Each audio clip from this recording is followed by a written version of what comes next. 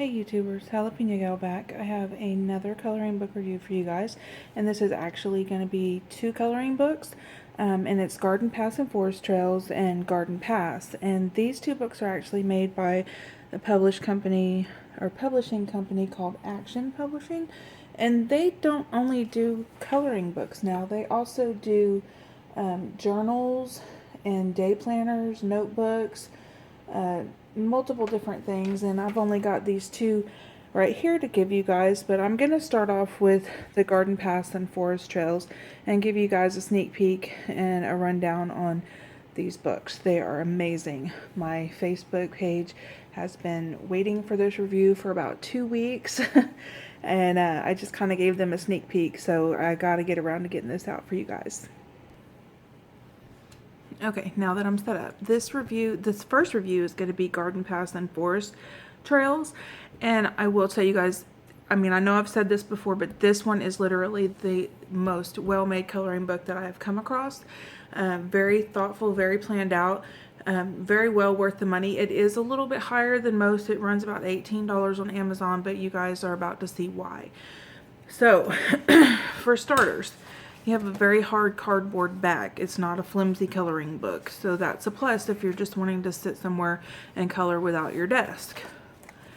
It's also spiral bound up top, so you don't have a seam. You're not having to hold a book open to color or lay it flat to color. You can flip through and not have to worry about your pictures going into the binding or having to actually go and take it to get spiral bound. So that's a plus. And before I even open it, the cover picture, amazing, right? And yes, it is in the book.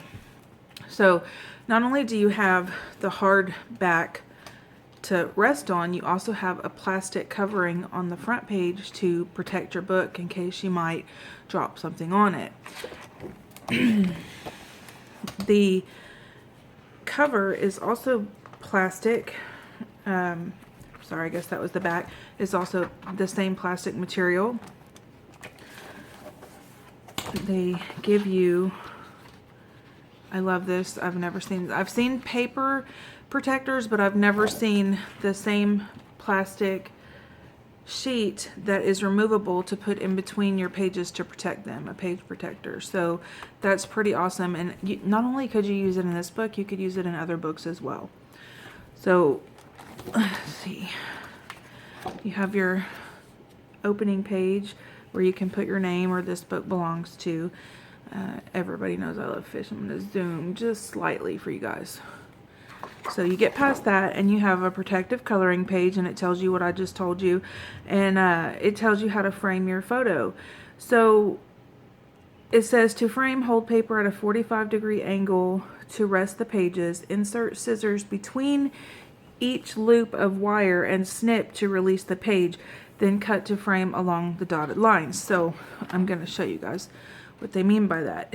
Now, the pages are not perforated across the top, but what they've done is explain to you how to cut the page away from the spiral bound so that it doesn't tear, and then it gives you a straight line for you to cut if you want to frame your work. So even though it's not perforated like a lot of us, really like, at least you're not risking tearing the page along a perforation when you tear it out.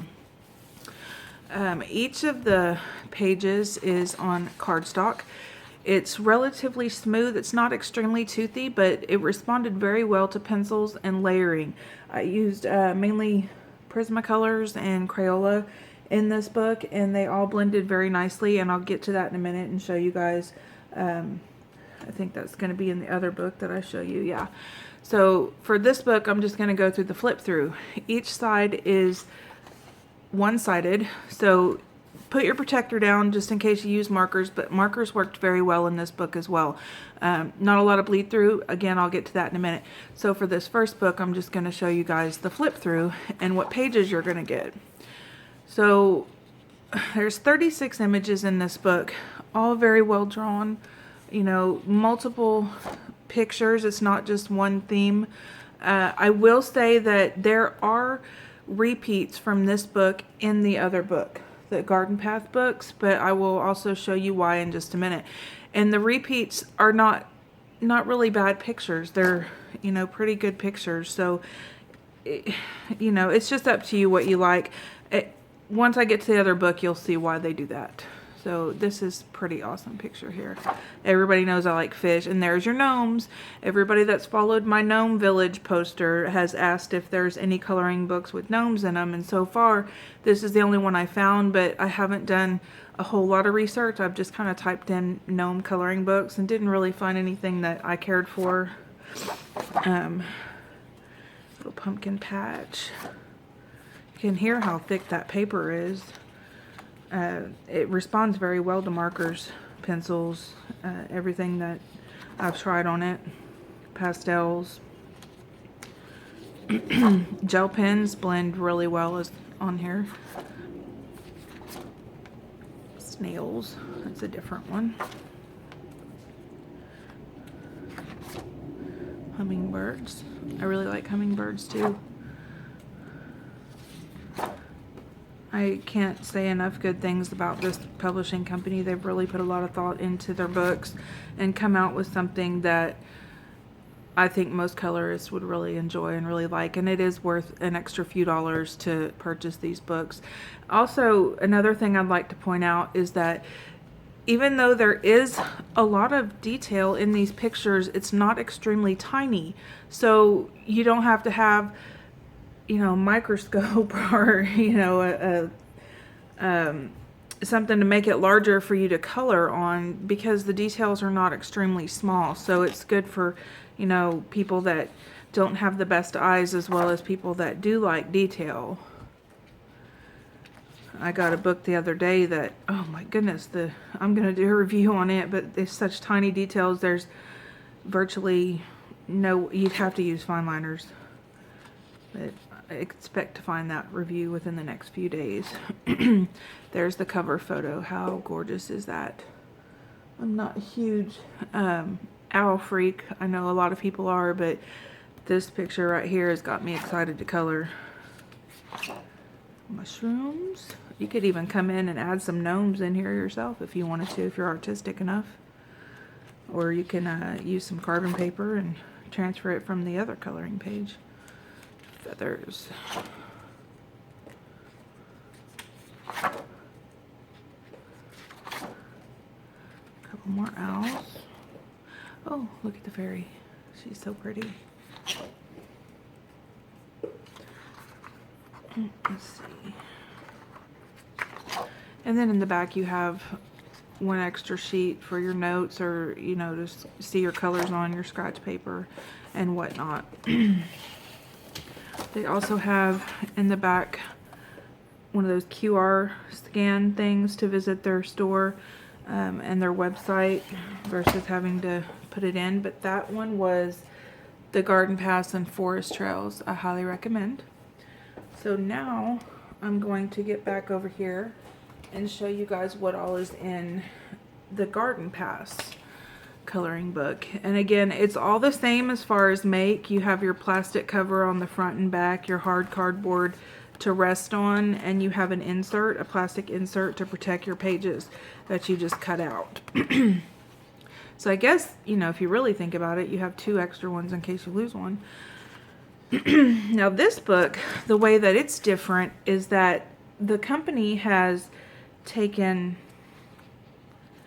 new images and some of the more popular images from the other book.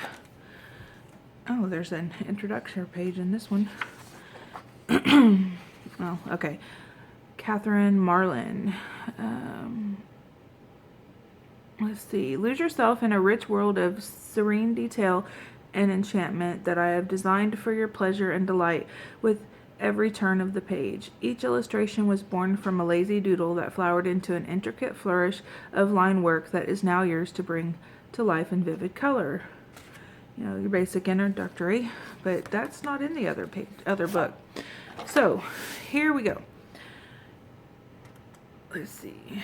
Facebook banners. Take photo of entire page with phone. In your photos, select edit, then select crop function. Place the corners of the corners of phone crop box on the inside corners of the designated marked image. Watch for the image with crop marks. these can be uploaded to your Facebook banner. So here's the exciting part in this book. Even though you might have multiple images that you have to color or want to color or don't have to color, each image comes with this. So some are, you know, portrait, some are landscape, but you see how they have the crop marks here? So once you color the page, you take a picture with your phone, and with your editing tools, you crop it down to the inside corners of each of these, and this image will fit the banner of your Facebook page. So how cool is that? That is so awesome, because I see so many people that do magnificent work and then they want to use it for a banner and it's too big, so they only get to use a portion of the actual picture that they color. So I'm going to do the flip through. 36 images on here as well. As I said, some are repeats, some are not. But each one has the ability to be used as your Facebook banner. See, that one's not in the other one. That's really pretty. Butterfly. I love this one. I'm probably going to use this for my Facebook banner pretty soon.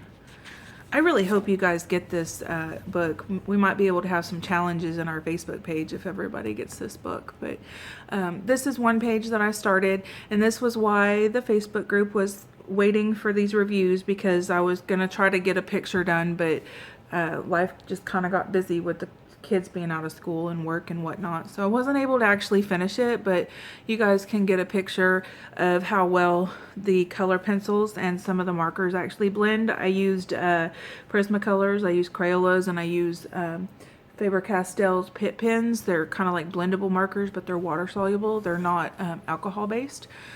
So when I get to the back of the book, I'll go through what mediums you can use and not use in the excuse me, in this book. So there's a banner for that page. Kitty cats. I don't think I've seen any of dogs in here, so I think the artist likes kitty cats. Pisces. That might be my next Facebook banner. Our gnomes.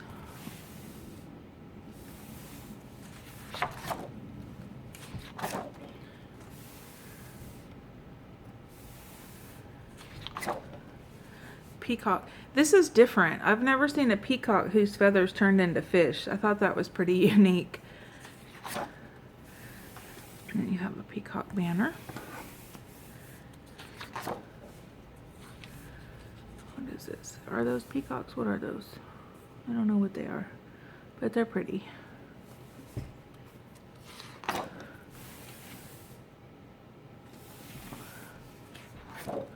Oops. Skipped one. Oh, that's different.